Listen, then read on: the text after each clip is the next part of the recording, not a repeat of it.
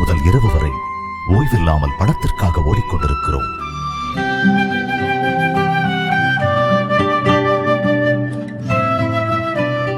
மேலும் நடுத்தர மக்களின் வாழ்க்கை ஒவ்வொரு நாளுமே போர்க்களம்.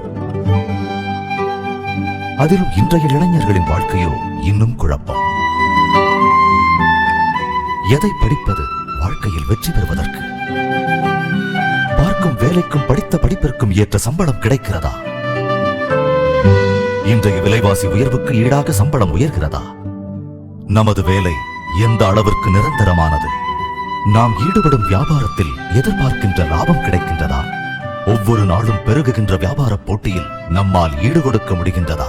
விளைவு கவலை, சோகம், துக்கம், மன அழுத்தம். இது போன்ற போராட்டமான வாழ்க்கை மாறுவதற்கு ஏதேனும் அதிசயம் நிகழ வாய்ப்பு உண்டா?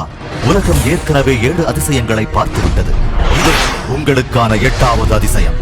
இது உங்களின் வெற்றி, தன்னம்பிக்கையாளர்களின் வெற்றி.